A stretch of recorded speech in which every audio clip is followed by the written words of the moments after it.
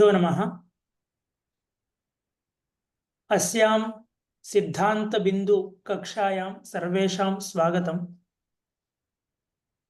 यथा पूर्वे आचार्याः भागशः सिद्धांत बिंदु ग्रंथस्य पाठं कृतवन्तः सन्ति, एवमेव इहापि अन्तिमभागं पाठयितुं समागताः वर्तन्ते नचिकेतोचार्याः। एते वेदविज्ञानगुरुकुले सप्तानां वर्षाणाम् अध्ययनं समाप्य तिरुपतौ विद्यावारिधिम् अपि प्राप्नुवन्तः शृङ्गगिरौ कार्यं कुर्वाणाः वर्तन्ते। अद्वैतवेदान्ते एते कृतभूरिपरिश्रमाः वर्तन्ते। एते अद्यारभ्य दिनत्रयं यावत् कक्षां स्वीकुर्वन्ति। मम ध्वनिः श्रूयते वा?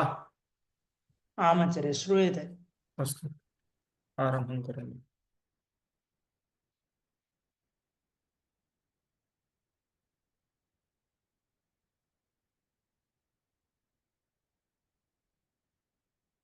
श्रीगुरुभ्यो नमः।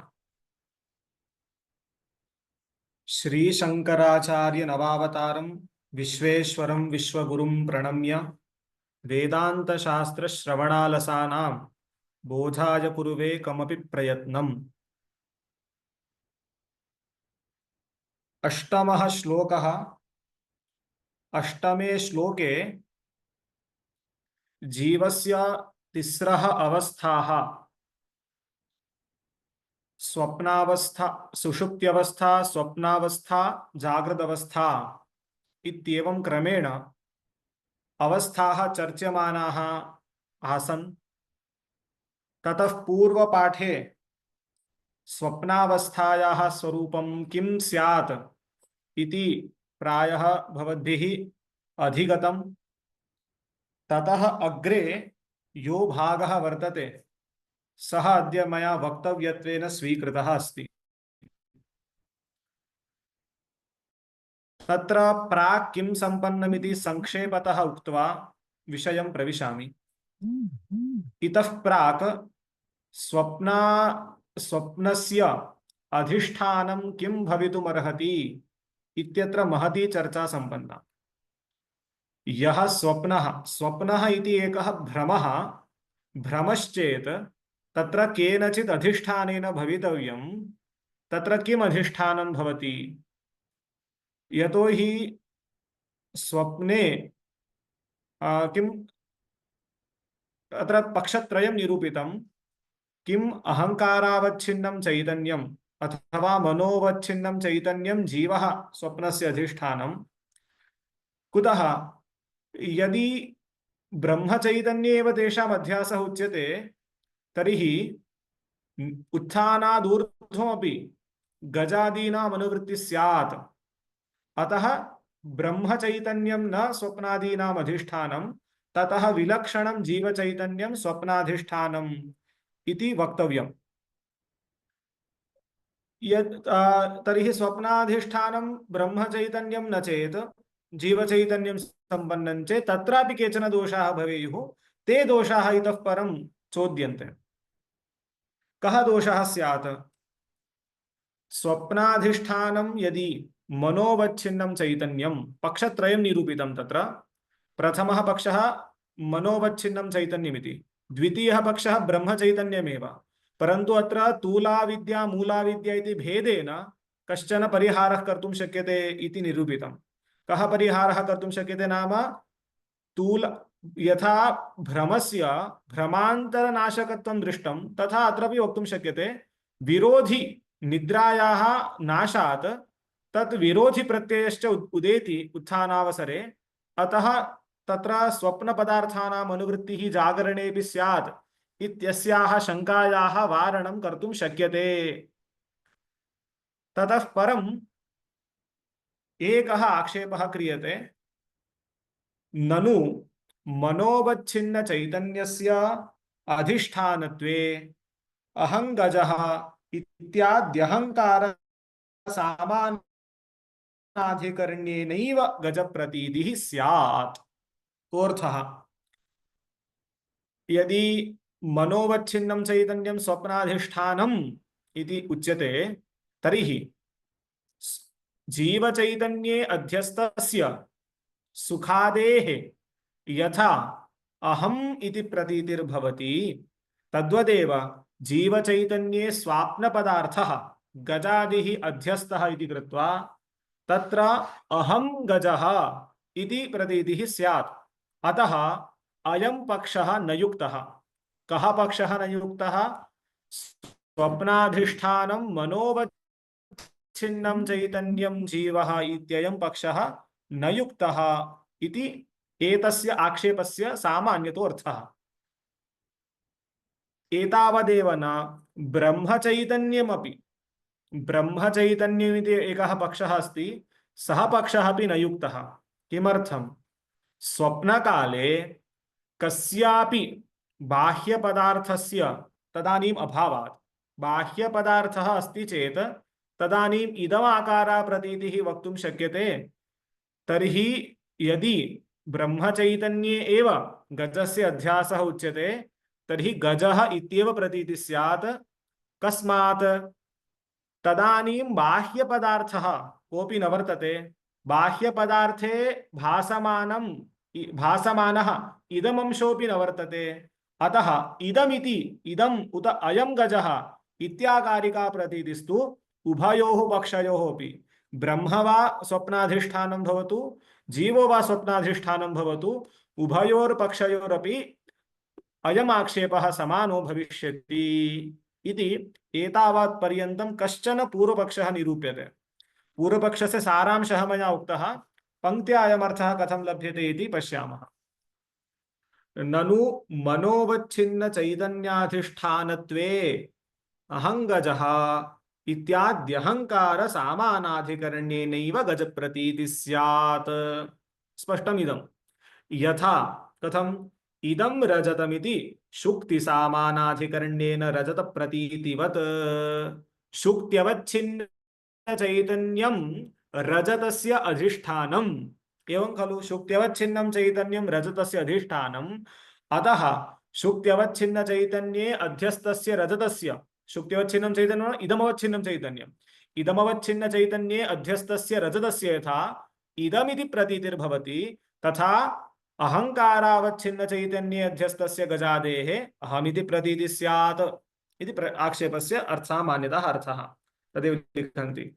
इदं रजतमिति शुक्ति सामानाधिकरण्येन रजत प्रतीतिवत् न त्वयं गजः इति अयं गजः इति प्रतीतिः उपपादनीया, सा तु वक्तुं न शक्यते इति। अयं पक्षस्तु इदम् अयम् आक्षेपस्तु जीवस्य अधिष्ठानत्वपक्षे उक्तः, ब्रह्मचैतन्यस्य अधिष्ठानत्वपक्षेपि अयमेव दोषः। अयं गजः इति प्रतीतिः वक्तुं न शक्यते, गजः इति प्रतीतिः स्यात् इत्येव दोषः। कथं? चिन्तयामि। अत्र पंक्तिं पठामि। ब्रह्मचैतन्यस्य अधिष्ठानत्वपक्षे अपि गजः इत्याकारैव प्रतीतिः स्यात् न त्वयं गजः इति। इदं सामान्यरूपेण उक्तं। हेतुः अग्रे निरूप्यते। तत्रापि इदंकारास्पदीभूत बाह्यार्थाभावस्य समानत्वात्। तत्रापि इति वदन्ति। तत्रापि इति वदनस्य का अपेक्षा?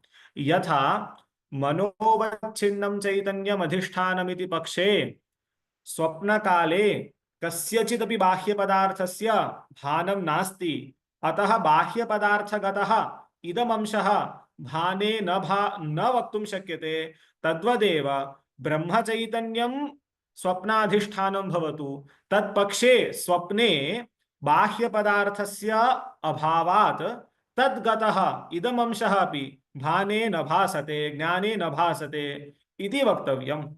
अतः कियती प्रतीतिः स्यात्? यदि ब्रह्मचैतन्यं स्वप्नाधिष्ठानं तर्हि गजः इति प्रतीतिः स्यात्। मनोवच्छिन्नं चैतन्यं ब्रह्म स्वप्नाधिष्ठानमिति पक्षे तु अहंगजः इति प्रतीतिः स्यात्। अयं गजः इति प्रतीतिस्तु उभयोरपि पक्षयोः उपपादयितुं न शक्यते इति एतावत्पर्यन्तम् आक्षेपः कृतः। इतः परमस्य आक्षेपस्य समाधानम् उच्यते। समाधानं सुलभमस्ति। यद्यपि मनोवच्छिन्नं चैतन्यं स्वप्नाधिष्ठानं तथापि तत्र यः अहङ्कारः सः न अधिष्ठान अवच्छेदकः, अधिष्ठान अवच्छेदकत्वं तस्य न वर्तते इति वक्तव्यम्। किमिदम् अधिष्ठानावच्छेदकत्वं नाम भ्रमं प्रति प्रयोजकीभूतः कश्चित् धर्मः अधिष्ठानस्य अवच्छेदकं भवति इति। भ्रमं प्रति प्रयोजकीभूतः धर्मः एव अधिष्ठानस्य अवच्छेदकं भवितुमर्हति इति वक्तव्यम्। सामान्यरूपेण शुक्तिरजतस्थले चिन्तयामः। शुक्तिरजतस्थले शुक्त्यवच्छिन्नं चैतन्यं यदि अधिष्ठानं तदानीं शुक्त्यवच्छिन्नं चैतन्यं न शुक्तिविशिष्टं चैतन्यं, शुक्तिविशिष्टं चैतन्यं रजताधिष्ठानम् इति स्वीकुर्मः चेत् अत्र अधिष्ठानस्य अवच्छेदकं तस्य विशेषणं भवति। अत्र शुक्त्यवच्छिन्नं चैतन्यम् इत्यत्र विशेषणं वर्तते शुक्तिः। त्रिशुक्तिः अधिष्ठानस्य अवच्छेदकं भवति। परन्तु इदं भ्रमं प्रति प्रयोजकीभूतं वा न वा इति चिन्तनीयम्। यदि शुक्तिरिति ज्ञानं भवति तर्हि रजतभ्रमः एव न भवति। अतः इदं भ्रमं प्रति प्रयोजकं न भवति। तस्मात् शुक्तेः अधिष्ठान अवच्छेदकत्वं वक्तुं न शक्यते। तद्वदेव अहमिति किम् अधिष्ठानस्य विशेषांशः भवति। तर्हि स्वप्नस्थले मनोवच्छिन्नं चैतन्यम् अधिष्ठानम् इति पक्षे मनः न तत्र अधिष्ठानावच्छेदकं भवितुमर्हति। यदि अहङ्कारः, मनः इत्यनेन अहङ्कारः विवक्षितः अत्र, यद्यहङ्कारः अधिष्ठान विरोधी एव स्यात् इति वक्तव्यम्। यथा शुक्तिः रजतभ्रम विरोधिनी भवति तद्वदेव अहमिति अधिष्ठान विशेषांशः भ्रम विरोधी भवति। सामान्यरूपेण वक्तव्यं चेत् भ्रमः कथं भवति? अधिष्ठान सामान्यं ज्ञानम् अधिष्ठान विषयकं सामान्यं ज्ञानम् अपेक्षितम्। अधिष्ठानस्य सामान्यं ज्ञानं पर्याप्तं भ्रमार्थं। यदि विशेषोऽपि ज्ञातः, अधिष्ठानगत विशेषोऽपि ज्ञातः, तर्हि सः भ्रमः न भवति, सः प्रमारूपः एव भवेद् अनुभवः। अतः एवं रूपेण वारणं कर्तुं शक्यते।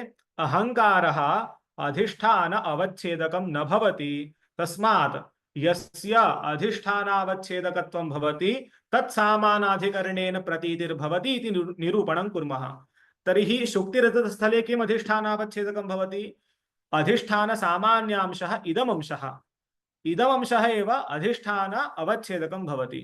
तर्हि अधिष्ठानावच्छेदकम् इदमंशः सः तत्सामानाधिकरणेन रजतप्रतीतिर्वक्तुं शक्यते इति किञ्चित् समाधानं कर्तुं शक्यते। ग्रन्थकारः एवं दृश्यते। तत्र साक्षिण्यस्य गतः इति प्रतीतिः स्यात् इत्यादि सहकृत अविद्या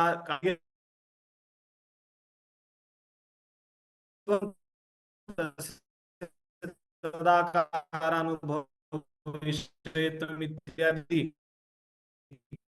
केचन नियमाः क्रियन्ते।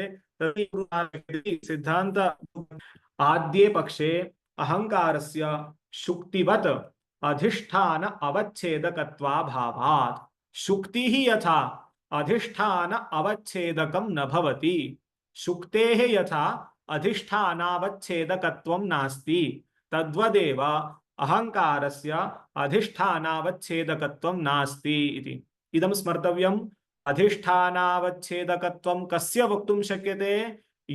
यत् भ्रमं प्रति प्रयोजकी भवति तस्यैव। ओ सम्यक् न श्रूयते वा? इदानीं क्लेशो नास्ति। न श्रूयते चेत् वीडियो ऑफ कर्तव्यं चेत् तथा कुर्मः वा? कथं न ज्ञायते? क्लेशो नास्ति आचार्य, अधुना क्लेशो श्रूयते चेत् समीचीनम्। आमाम् अस्तु अस्तु। प्राग् मया किम् उक्तमिति संक्षेपतः वदामि तर्हि न श्रुतं चेत्। अधिष्ठान अवच्छेदकत्वं कस्य वक्तुं शक्यते? यः धर्मः भ्रमं प्रति प्रयोजकी भूतः तस्यैव तद् अधिष्ठानावच्छेदकत्वं वक्तव्यं। चिन्तयामः शुक्तित्वं वा शुक्तिर्वा भ्रमं प्रति प्रयोजकी भूतः धर्मो वा? न, अपि तु भ्रमं प्रति विरोधीभूतः धर्मः। यदि शुक्तिरिति ज्ञानं भवति रजतप्रतीतिरेव न स्यात्, तदानीं भ्रम एव न स्यात्। तथैव अहङ्कारः इत्यपि भ्रमं प्रति प्रयोजकीभूतः धर्मः न, अतः तस्य अधिष्ठान अवच्छेदकत्वं वक्तुं न शक्यते। शुक्तिवत् पंक्तियोजनं कथं भवति? आद्ये पक्षे अहङ्कारस्य शुक्तिवत् अधिष्ठान अवच्छेदकत्वाभावात् शुक्तिः रजतम् इतिवत् अहङ्गजः इति न भ्रमाकार प्रसंगः। यथा शुक्तिः रजतम् इति भ्रमः न भवति, तद्वदेव अहं गजः इति भ्रमः न भवति। अत्र विद्यमानः यः अहमर्थः सः भ्रमस्य विरोधी भवति। कस्य विरोधित्वम्? अधिष्ठान विशेषांशः भ्रम विरोधी इति किञ्चित् व्याप्तिं गृह्णीमः। कोऽपि दोषः नास्ति अस्यां व्याप्तौ। अधिष्ठान विशेषांशः यथा अधिष्ठानम् इदमवच्छिन्नं चैतन्यं तद्विशेषांशः शुक्तिः यथा रजत भ्रम विरोधिनी भवति, तद्वदेव स्वप्नस्थले अधिष्ठानं मनोवच्छिन्नं चैतन्यं चेदपि तत्र विद्यमानः अहङ्कारः इति अधिष्ठान विशेषांशः सः भ्रम विरोधी भवत्येव इति। तदेव लिखन्ति अहमिति ज्ञानस्य इयं शुक्तिः इति ज्ञानस्य इव भ्रम विरोधित्वात्। इदं कस्मात् उच्यते? तस्य अधिष्ठान अवच्छेदकत्वं कस्मान्न भवति इत्यत्र अयं हेतुः भवति। अहङ्कारस्य अधिष्ठान अवच्छेदकत्वं कुतो नास्ति? तर्हि अत्र अस्माभिः अयम् अर्थः कथं प्राप्यते? एतया पंक्त्या प्राप्यते। यस्य भ्रम अविरोधित्वम् अथवा भ्रमं प्रति प्रयोजकत्वं यस्य धर्मस्य यस्य पदार्थस्य भ्रम प्रयोजकत्वं वर्तते, तस्यैव अधिष्ठान अवच्छेदकत्वं वक्तुं शक्यते। इतरस्य इत्युक्ते भ्रम विरोधिनः पदार्थस्य अधिष्ठानावच्छेदकत्वं नास्ति। तथैव भ्रम विरोधित्वाद् अहङ्कारस्यापि अधिष्ठानावच्छेदकत्वं नास्ति इति स्वप्नस्थले अहङ्गजः इति प्रतीतिः वारयितुं शक्यते। अस्तु, इदं समीचीनं। भ्रम अहङ्गजः इति प्रतीतिः वारिता, परन्तु प्रतीतिः कथम् अनुभूयते? अयङ्गजः इति प्रतीतिः जायते, सा कथम् उपपाद्यते इति प्रश्नस्तु अवशिष्टः। एतावता भागेन अत्यल्पस्य आक्षेपस्य समाधानं प्राप्तम्। अहङ्गजः इति प्रतीतिर्वारयितुं शक्यते। अयङ्गजः इति प्रतीतिः निरूपणीया, तन्निरूपणार्थं कथं यत्नः क्रियते इति प्रश्नस्तु अवशिष्टः। तस्य समाधानम् अग्रिमायां पङ्क्तौ वर्तते। इदमंशस्य च भ्रमाविरोधिनः एव तत्र भावाभ्युपगमात् इति। यथा यथा तत्र इत्युक्ते अधिष्ठान अवच्छेदकत्वेन कः अर्थः स्वीक्रियते? इदमंशः एव स्वीक्रियते। कस्मात्? भ्रमाविरोधित्वात्। इदं स्मर्तव्यम्। भ्रमाविरोधिनः पदार्थस्य अधिष्ठानावच्छेदकत्वम् अधिष्ठानावच्छेदक धर्म सामानाधिकरणेन प्रतीतिर्भ्रम विषयीभूतस्य भवति इति। तर्हि प्रकृते इदमिति पदार्थः इदं त्वम् इति वा इदमिति पदार्थः अधिष्ठानावच्छेदकः, तत् सामानाधिकरणेन भ्रम विषयीभूतस्य रजतस्य प्रतीतिर्वक्तुं शक्यते इति अस्माभिः स्थापितम्। अत्र कथम्? अत्र तु बाह्यपदार्थस्य अभावात्, स्वप्नावस्थायां बाह्यपदार्थस्य अभावात् तत् कथं निरूप्यते? अयमम् इदमंशोऽपि कल्प्यते इति वदामः। स्वप्नावस्थायां यथा गजः कल्प्यते, तेन सह इदमंशोऽपि कल्प्यते। अतः अयं गजः इत्यत्र इदमंशेऽपि अध्यस्तत्वं गजांशेऽपि अध्यस्तत्वम् इति अयं गजः इति प्रतीतिरुपपादयितुं शक्यते। समाधानं कृतम्। पठामि। बहु मन्दं जायते। इदमंशस्य च भ्रमाविरोधिनः एव तत्र भावाभिपगमात्। स्वप्ने तु गजः इत्याकारवत् अयम् इत्याकारोऽपि कल्पित एव।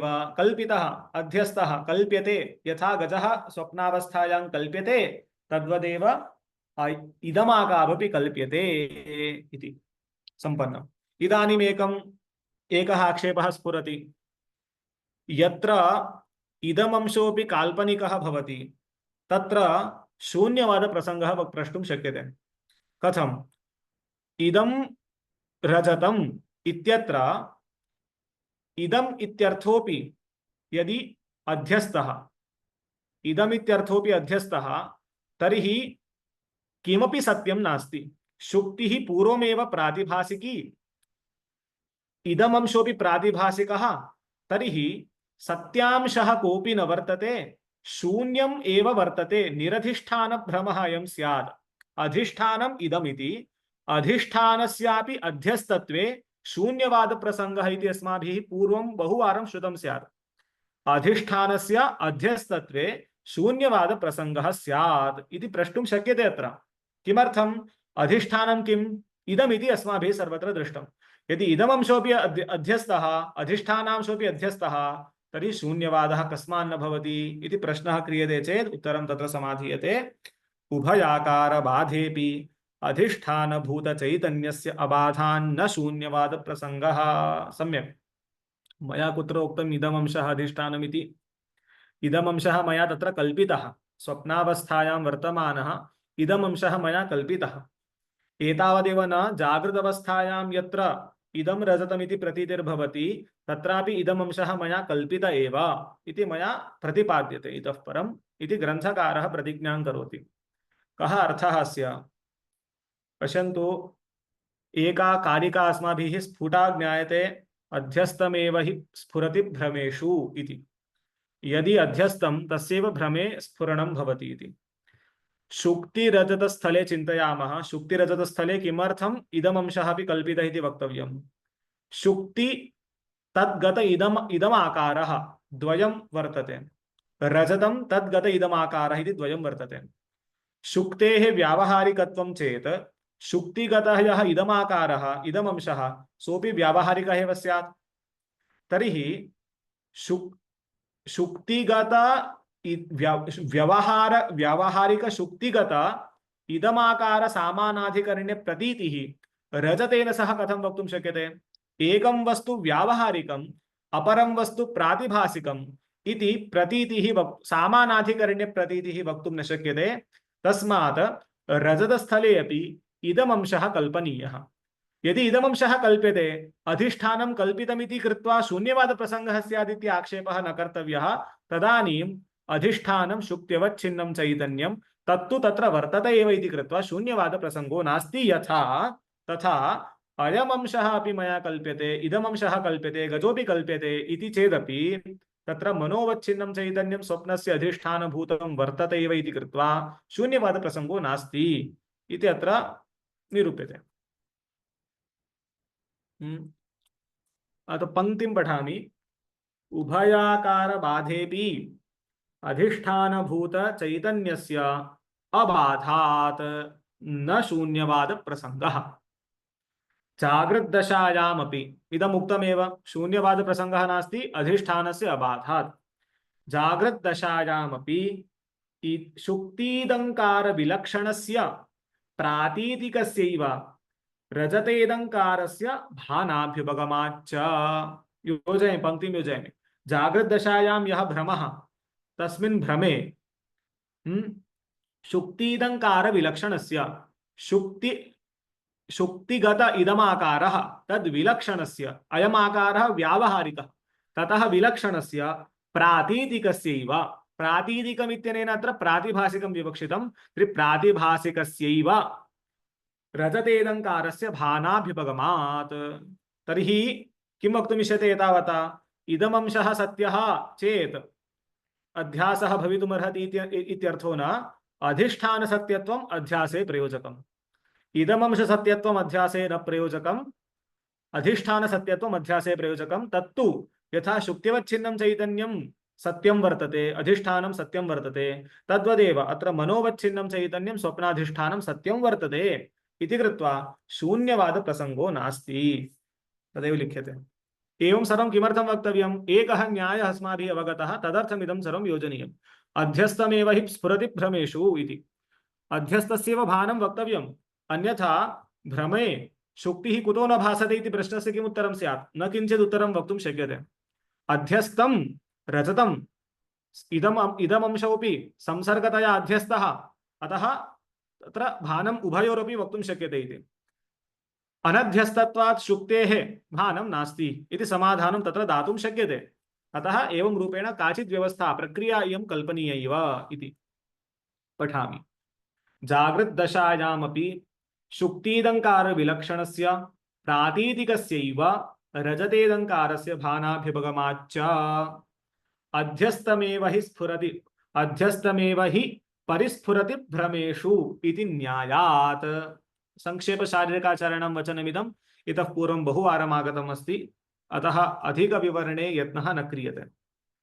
शुक्तीदमंश भानपक्षेऽपि न इदमंश सत्यत्वमध्यासे प्रयोजकम्।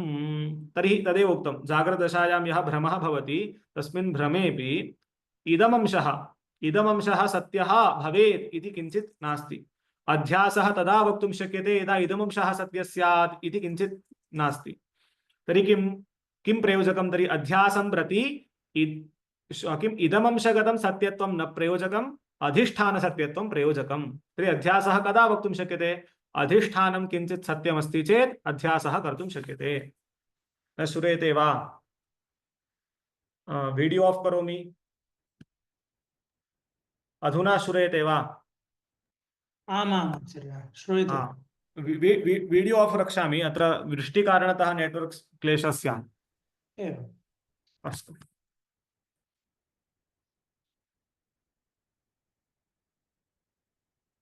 तर्हि एतावता किं दृष्टम्? अध्यासं प्रति अधिष्ठानगतसत्यत्वमेव प्रयोजकं, न तु इदमंशगतसत्यत्वम् इति दृष्टम्। तत् उभयत्र अस्ति। शुक्तिरजतस्थले शुक्तिवच्छिन्नं चैतन्यम् अधिष्ठानं तत् सत्यं वर्तते। स्वाप्नस्थले इदमवत् किम् अहङ्कारावच्छिन्नं चैतन्यम् अधिष्ठानं तदपि सत्यं वर्तते। अतः न कोऽपि दोषः वर्तते इति आगतम्। अहं गजः इति प्रतीतिर्वारिता, अहं गजः इति प्रतीतिर्वारणादूर्ध्वम् अयं गजः इति प्रतीतेर् उपपादनं कृतं। तत्र अयमंशोऽपि कल्पितश्चेत् शून्यवादस्य इति दोषः उद्भावितः। तद्दोष समाधानार्थम् एतावन् प्रयासः कृतः। पंक्तिं पठामि। शुक्तीदमंश भानपक्षेऽपि न इदमंश सत्यत्वम् अध्यासे प्रयोजकम्, किन्तु अधिष्ठान सत्यत्वम्। अधिष्ठानञ्च तत्र अज्ञातं शुक्ति चैतन्यम्। सम्यक् शुक्ति चैतन्यं यत् न ज्ञातं, शुक्ति चैतन्यं नाम शुक्तित्वेन तत्र ज्ञानं नास्ति। तदेव मया उक्तं, शुक्तित्वेन ज्ञानं चेत् भ्रम एव न भवेत्। अतः अधिष्ठानस्य सामान्यांशः ज्ञातव्यः। यद्यपि शुक्तिवच्छिन्नं चैतन्यं, शुक्तिवच्छिन्न चैतन्ये अधिष्ठान सामान्यांशः भवति इदमिति, अधिष्ठान विशेषांशः भवति शुक्तिः इति। तर्हि अधिष्ठान विशेषांशः भ्रमं प्रति विरोधी, अतः भ्रमः तदानीं न भवति। अतः कियता अस्माभिः सन्तोष्टव्यं? मया इदमिति किञ्चित् ज्ञातव्यम्। इतोपि अधिकं ज्ञायते चेत् मम भ्रमो न भवति। तदेव शुक्तीदमंश पक्षेऽपि न इदमंश सत्यत्वम् अध्यासे प्रयोजकं, किन्तु अधिष्ठान सत्यत्वम्। अधिष्ठानं च तत्र अज्ञातं शुक्ति चैतन्यम् इव अत्रापि साक्षि चैतन्यं विद्यते एव इत्युपवादितं। तस्मात् न पक्षद्वयेऽपि काप्यनुपपत्तिः। अतः तत्रापि ब्रह्मचैतन्यमिति पक्षेऽपि, ब्रह्मचैतन्य इति पक्षेऽपि अहमर्थः कल्प्यते, अयमर्थः कल्प्यते। अयमर्थः कल्पितश्चेत् शून्यवादः इति आक्षेपः न कर्तव्यः। ब्रह्मचैतन्यस्य तत्र सत्यत्वात् अधिष्ठान सत्यत्वम् अध्यासे प्रयोजकम् इत्युक्तत्वात् सर्वेपि दोषाः अत्र निरस्ताः भवन्ति।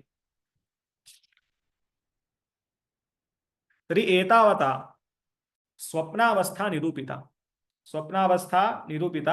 स्वप्नावस्थायां यः भोक्ता भवति तदीय निरूपणं किञ्चित् एकया पंक्त्या क्रियते। अत्र च स्वाप्निक पदार्थ भोक्ता तैजसः इत्युच्यते। अस्य संज्ञा दीयते तैजसः इति। किमर्थम् अस्य तैजसः इति संज्ञा भवति? पित्ताख्य तेजः प्रधानत्वात्। पित्तं नाम त्रयः दोषाः भवन्ति, वात पित्त कफ इत्यादयः। तत्र पित्तमिति तेजः प्रधानः दोषः। तर्हि पित्तं तेजः इति स्वीकृत्य तत् प्राधान्यं स्वप्ने भवति इति कृत्वा अत्र तस्य तैजसः इति संज्ञा क्रियते। अत्र शास्त्रं किञ्चित् अस्ति, यदि वातपित्त श्लेष्मणां त्रयाणां मध्ये वातधातुः विषमः भवति तदानीम् आलस्यं भवति। पित्तधातुः विषमः चेत् स्वप्नः उन्मादः भवति। श्लेष्म धातुः विलक्षणः चेत् तत्र कदाचित् समाधिः जागरणम् इत्यादयो भवन्ति इति किञ्चित् शास्त्रं योगशास्त्रं तत्र प्रमाणं भवति तदेव लिखन्ति अथवा तैजसः इति किमर्थमुच्यते आदित्यज्योतिरन्तरेणापि भासकत्वादिति वा अयमपरः अर्थः स्वप्नावस्थायाम् आदित्य सूर्यादयो न वर्तन्ते चेदपि अयं विषयान् भासयति तर्हि विषयस्य अवभासकः विषयान् यः भासयति सः तेजः पदार्थ एव भवेत् इति कृत्वा विषयावभासकत्वात् अयं यः अवभासकः तैजसः स्वाप्नपदार्थभोक्ता सः तैजसः भवितुमर्हति इति वदामः तर्हि एतावता स्वप्नप्रपञ्चः निरूपितः इतः परं क्रमेण प्राप्तः सुषुप्तिप्रपञ्चः निरूप्यते सुषुप्तिः निरूप्यते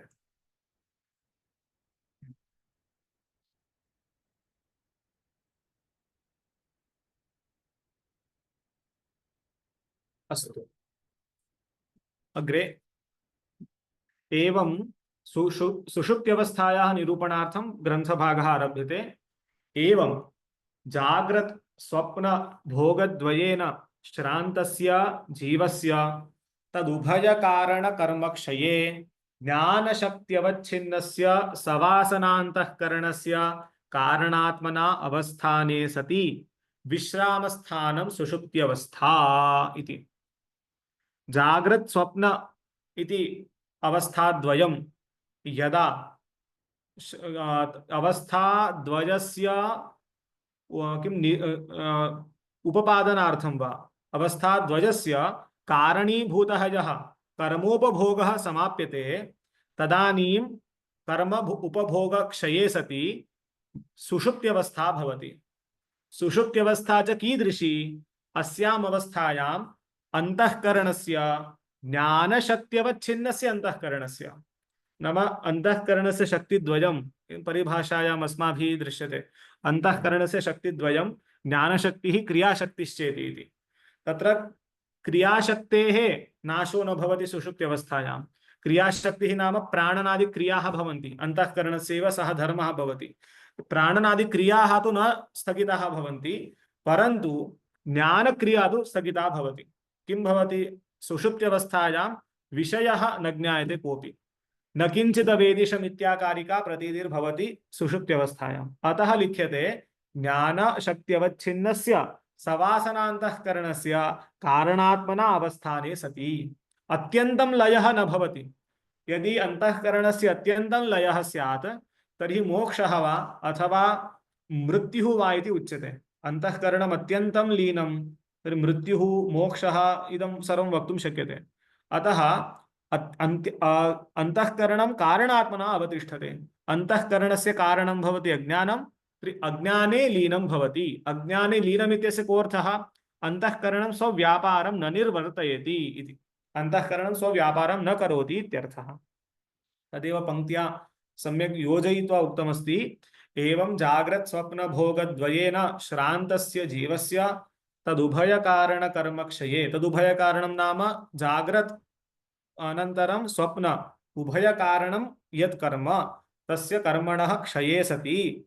ज्ञानशक्त्यवच्छिन्नस्य सवासनान्तःकरणस्य कारणात्मना अवस्थाने सति विश्रामस्थानं सुषुप्त्यवस्था इति विश्रामस्थानं सुषुप्त्यवस्था इति न किञ्चिदवेदिशमिति कारणमात्रोपलम्भः सुषुप्तिः सुषुप्त्यवस्था उक्ता सुषुप्तिः एवं रूपेण भवति न किञ्चिदवेदिशम् इति कारणमात्रोपलम्भः कारणम् अविद्या कारणशरीरमिति वा स्वीक्रियतां तदेव मात्रं ज्ञायते तदा आकारः कथं उपलम्भः नाम साक्षात्कारः कारणमात्रोपलम्भः अविद्या अपेक्षया अन्यत् किञ्चित् न ज्ञायते किं कारणमात्रोपलम्भः तदाकारः न किञ्चिदवेदिशं न किमपि ज्ञातवान् इत्यनेन अहङ्कार किम् अज्ञानस्य अयम् अनुभवो भवति इति अज्ञानविषयकः अयम् अनुभवो भवति इति सुषुप्त्यवस्थायां तद्लिखन्ति तत्र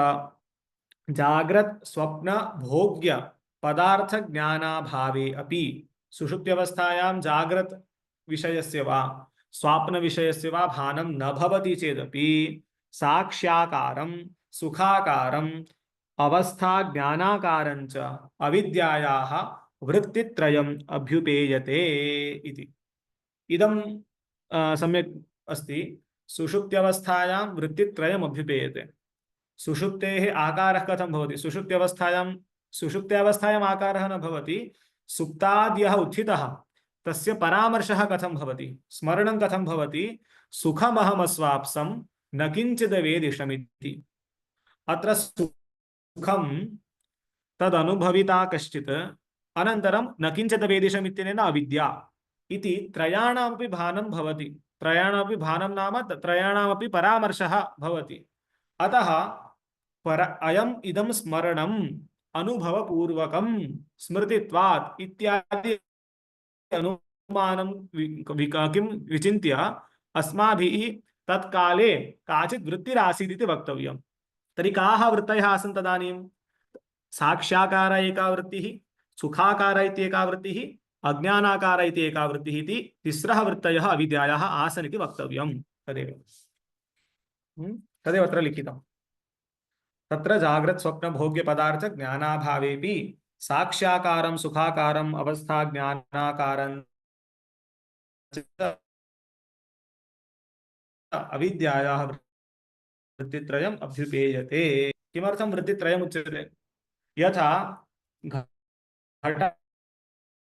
घटमहमद्राक्षं पटमहमद्राक्षम् इति ज्ञानत्रयं चेत् घटं पटं मठं च अद्राक्षम् इति एका वृत्तिः कर्तुं शक्यते। तद्वदेव सुखाकारा साक्ष्याकारा अविद्याकारा एका वृत्तिः क्रियताम् इति प्रश्नः क्रियते चेत् तत्र इदं न सम्भवति। तत्र तु वृत्तिमतः एकत्वात् एका वृत्तिः उपपादयितुं शक्यते स्म। वृत्तिमान् भवति अहङ्कारः अन्तःकरणं।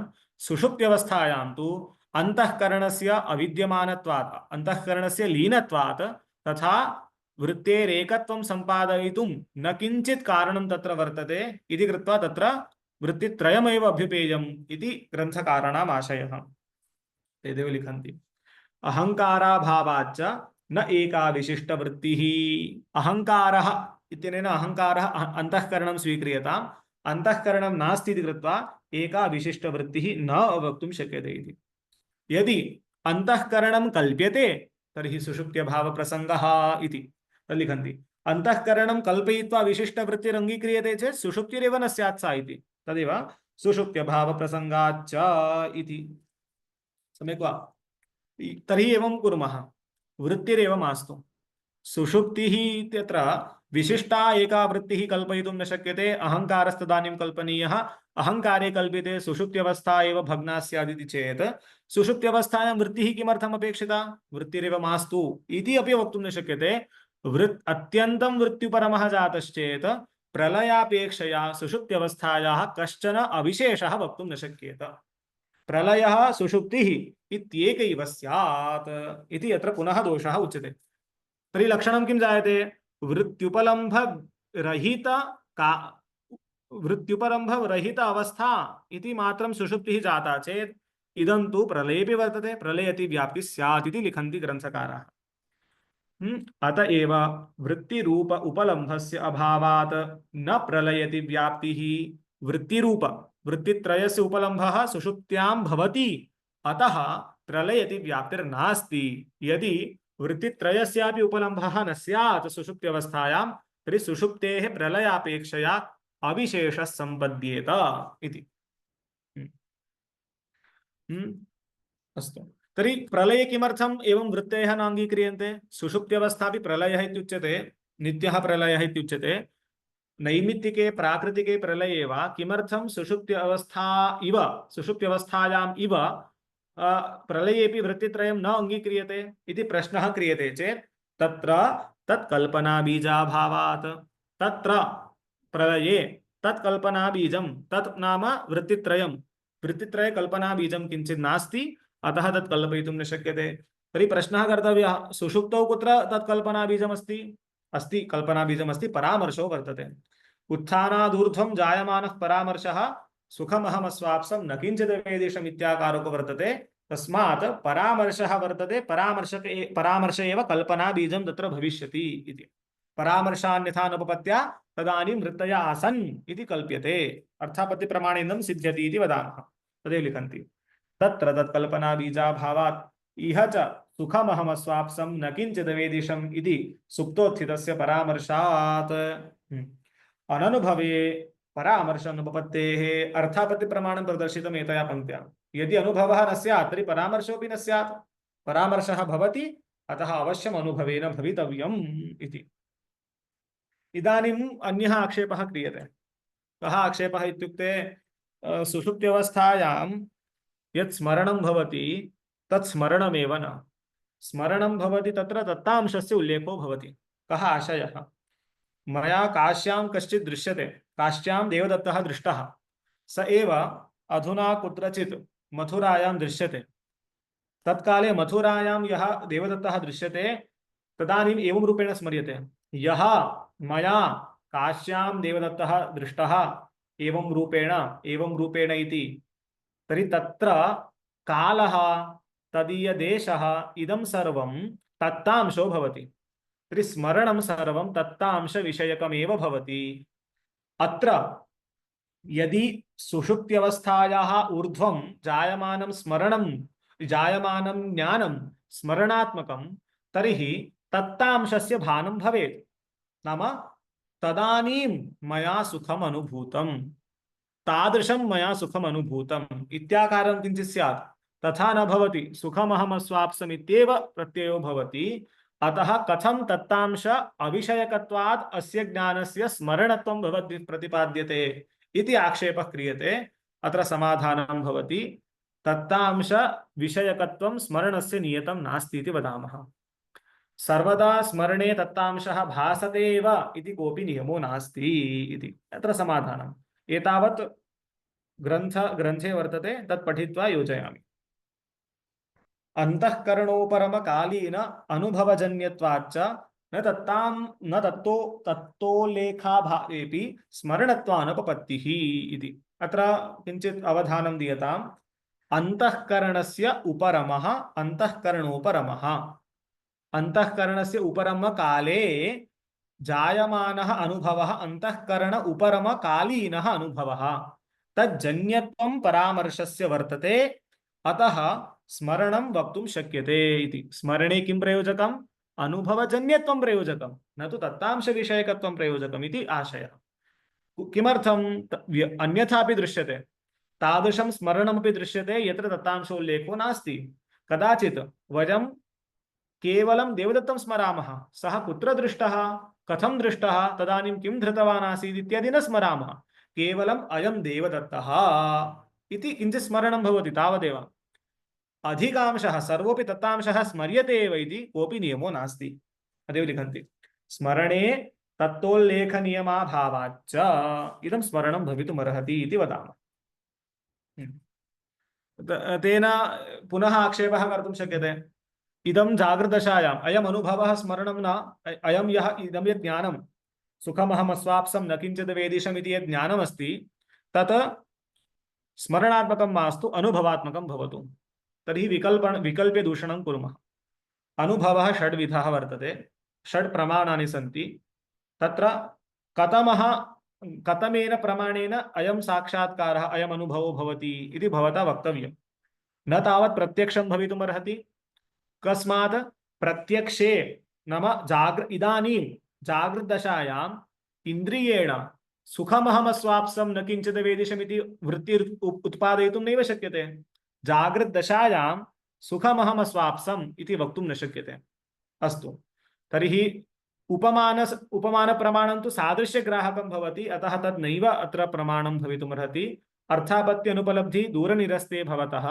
शब्दः तादृशः शब्दः नास्ति इति कृत्वा तद्वाचकः शब्दाभावेपि इदं ज्ञानं भवति इति कृत्वा शब्दस्य तत्र कारणत्वं कल्पयितुं न शक्यते अन्ततो गत्वा अनुमानं कारणमिति वदामः अनुमानं कारणमिति वक्तव्यं चेत् तत्र एकं तु हेतुरपेक्षितः तर्हि अनुमानं कथं स्यात् अहं स्वापवान् केनचित् कारणेन इति वक्तव्यं तत् कारणमेव वक्तुं न शक्यते तस्माद् अनुभवोऽपि न भवितुमर्हति इति एतावदेव न तत्र अहं स्वापवान् इति प्रसिद्धमेव न स्वापे अहंकारः नैव भासते इति। स्वापे अहंकारस्य भानं भवति चेत् विरुद्धमुच्यते। सुषुप्त्यवस्थायाम् अन्तःकरणस्य लयः उच्यते।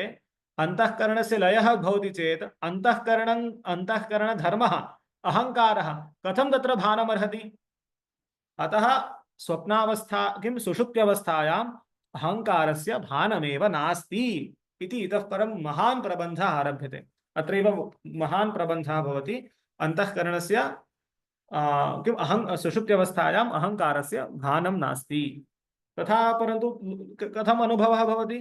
सुखम् अहम् अस्वाप्समिति अनुभवो भवति, कथं भानं नास्ति इत्याद्याः शङ्काः अचिरादेव ग्रन्थकारैः निरस्यन्ते। तदेव पंक्तिं पठामि। जागृतदशायाम् अस्वाप्सम् इत्यनुभवानुपपत्तेश्च प्रत्यक्षं न प्रमाणं भवितुमर्हति लिंगाभावेन। लिंगं नाम अनुमानस्य अनुमाने उच्यमानः हेतुः नास्ति लिंगाभावेन आश्रया सिद्ध्या च। आश्रयः अहं स्वापवान् इत्यत्र उच्यमानः आश्रयः नैव सिद्ध्यति इति। तदेव किमर्थं न सिद्ध्यति? सुषुप्तिकालीनः अहं स्वापवान् इति किञ्चित् अनुमानं वक्तव्यं। सुषुप्तिकालीनः अहम् इति न वक्तुं शक्यते। सुषुप्तिकाले अहम् इति भानमेव नास्ति तस्मादिति तदेव लिखन्ति। तर्हि किमर्थम् इदं न भवति? तत्र युक्तिं लिखन्ति अग्रे। अहंकारस्तु उत्थानसमये एव अनुभूयते। अहंकारः उत्थानसमये एव अनुभूयते इत्युक्ते सुषुप्तौ नानुभूयते इत्यर्थः। तदेव लिखन्ति। किमर्थं सुषुप्तौ नानुभूयते? सुषुप्तौ लीनत्वेन तस्य अननुभूतत्वात् स्मरणानुपपत्तेः। सुषुप्तौ अहंकारस्य अन्तःकरणस्य लीनत्वात् अहंकारोऽपि लीनः इति कृत्वा अहंकारः नैव अनुभूतः, न अनुभूतः इति कृत्वा स्मरणमपि अहंकारस्य भवितुं नार्हति इति। इदानीं प्रश्नः कर्तव्यः। किमिदं विरुद्धमुच्यते? अहंकारः परामर्शे भासते सुखमहमस्वाप्समिति, अहंकारस्य सुषुप्तौ भानं नास्ति इति वदन्ति। तत् कथम् इदं भवितुमर्हति? प्रतिपादनं क्रियते, सम्यक् रूपेण प्रतिपादनं क्रियते। तदर्थं एकः दृष्टान्तः प्रदर्श्यते। अत्र एकः दर्पणः वर्तते। दर्पणे रक्तः किं लौहित्यं किञ्चित् आनीतं वर्तते। लौहित्यसंसर्गात् दर्पणे प्रतिबिम्बमानं वस्तु अपि रक्तम् इव दृश्यते। एवं स्थितिं कल्पयन्तु।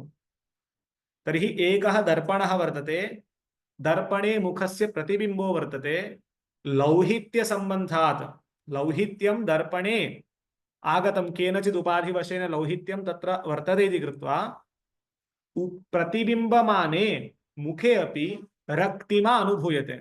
अनुभवः भवति रक्तमिदं मुखम् इत्यनुभवो भवति। अत्र चिन्तयामः लौहित्यस्य आश्रयः किं?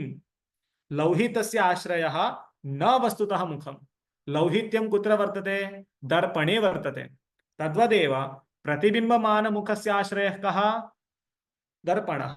तर्हि प्रतिबिम्बस्य आश्रयः लौहित्यस्य आश्रयः यथा दर्पणः भवति, तथापि उभयोः सामानाधिकरणेन लौहित्य मुखयोः सामानाधिकरणेन प्रतीतिर्भवति इदं रक्तं मुखं, मम रक्तं मुखं, रक्तं मुखम् इत्याकारिका प्रतीतिर्भवति। तद्वदेव अत्रापि स्मरणम् इति एकः, अहंकारः इत्येकः। स्मरणस्य आश्रयः भवति साक्षी, अहंकारस्य अपि आश्रयो भवति साक्षी इति कृत्वा यथा लौहित्य मुखयोः सामानाधिकरण्य प्रतीतिर्भवितुमर्हति, आश्रयाश्रयी भावं विनैव सामानाधिकरण्य प्रतीतिर्भवितुमर्हति, तद्वदेव उत्थानावसरे यः अहंकारः तदाश्रयः साक्षी, स्मरणस्य च आश्रयः साक्षी इति कृत्वा स्मरणस्य अहंकारस्य च सामानाधिकरणेन प्रतीतिर्भवति सुखमहमस्वाप्सम् इति प्रतीतिर्भवति। अस्याः प्रतीतेः अयमर्थः न मन्तव्यः अहं सुखी इति। अहं सुखी इत्यर्थो न, अत्र भासमानः यः अहंकारः सः व्युत्थानकालीनः अहंकारः एव, सुषुप्तौ अहंकारः नैव अस्ति इति अत्र निरूपयन्ति। तदेव मुख प्रतिबिंबाश्रये दर्पणे जपाकुसुम लौहित्याध्यासेन रक्तं मुखम इति प्रतीतिवत अहंकाराश्रयतया साक्षि चैतन्यस्य स्मरणाश्रयत्वात् इदमपि अहंकारस्य यथा दर्पणं प्रतिबिम्बमुखस्य आश्रयः भवति जपाकुसुमगत लौहित्यस्य आश्रयो भवति उभयोः आश्रयः दर्पणश्चेदपि उभयोरपि सामानाधिकरणेन प्रतीतौ बाधकं यथा नास्ति तद्वदेव स्मरणस्य आश्रयः साक्षि चैतन्यं भवतु अहंकारस्य आश्रयः साक्षि चैतन्यं भवतु उभयोरपि सामानाधिकरणेन प्रतीतौ बाधकं नास्ति अतः अहम सुखमस्वाप्सं सुखमहमस्वाप्सम् इत्याकारिकी प्रतीतिः निरूपयितुं शक्यते अनुभवे स्मरणांशः अनुभवे स्मृतित्वं नास्ति नास्ति चेदपि इदम् अत्र विवक्षितम् तदेव पठामि साक्षि चैतन्यस्य स्मरणाश्रयत्वाद् अहं सुखमस्वाप्सम् इति सामानाधिकरण्य प्रतीतिः न पुनरहं सुखी इति वदाश्रयतया इति इतः परम् अन्यः ग्रन्थः आरभ्यते एतावत्पर्यन्तम् इदम् उक्तम् इतः परं स्मृति संशय विपर्याणां साक्षि चैतन्याश्रयत्वम् इति नियमः अत्र प्रश्नः कर्तुं शक्यते स्मरणस्य आश्रयः साक्षि कथं भवति स्मरणमिति स्मृतिः इति अंतःकरणस्य वृत्तिः खलु तर्हि अहंकारः एव स्मृतेराश्रयः स्यात् इति प्रश्नः कर्तुं शक्यते तथा नास्ति स्मृतेः यद्यपि अस्माभिः ग्रन्थान्तरेषु स्मृतेः अहंकारे अहंकारधर्मत्वं पठ्यते परन्तु तथा अत्र न स्मृतेः साक्ष्याश्रितत्वनियमः सर्वापि स्मृतिः नाम भ्रमप्रमा साधारणं ज्ञानं सर्वं प्रमाभिन्नं ज्ञानं सर्वं साक्ष्याश्रितमित्येव नियमः क्रियते केषां केषां